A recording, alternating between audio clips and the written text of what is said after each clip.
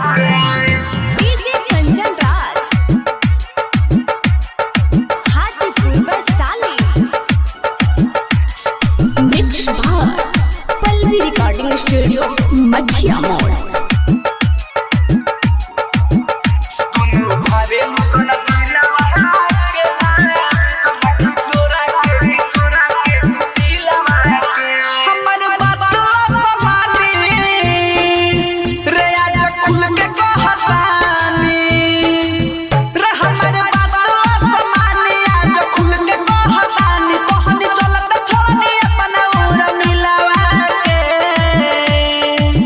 भावेलू सन दिलवा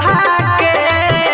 रखी तोरा के किसी लवा के बोल दुनू भावेलू सन दिलवा के रखी तोरा के किसी लवा के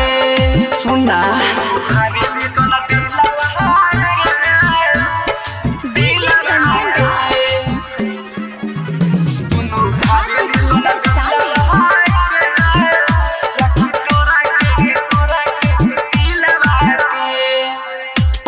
कमरिया 16 के उमरिया लगे उर मिलवा कमाल रे सूट सलवार पे निकले बहरिया फहरा में जब अपन बाल रे फहरा में जब अपन बाल रे पतली कमरिया 16 के उमरिया लगे उर मिलवा कमाल रे सूट सलवार पे निकले बहरिया फहरावे जब अपन बाल रे कमन के हम राखी रे दुनू हो सखी कमन के हम राखी दुनू हो सखी तब के न लगतारू सजिलवा के रे दुनू भावेलू सन दिलवा के रखी तोरा के किसी लवा के बोल दुनू भावेलू सन दिलवा के रखी तोरा के किसी लवा के सुना दुनू भावेलू सन डीजे कंचन राज हाजीपुर वैशाली। रखी तोरा के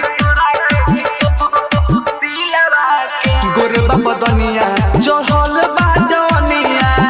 दुहनु बारू हो सोना खास रे एगो के राखी तो एगो खिसियाले जाई हम कवना के पास रे जाई हम कवना के पास गोरबा बदनिया चढ़ल बा जवनिया दुहनु बारू हो सोना खास रे एगो के राखी तो एगो खिसियाले जाई हम कवना के पास रे परमोत दी के खानी दुगो मेहर रखल बानी अमर जीत गुड खानी दुगो मेहर रखल बानी छोटू जान गइल सब हमरा लीलावा के रे दुनू भावेलू सन दिलवा के रखी तोरा के किसी लवा के बोल दुनू भावेलू सन दिलवा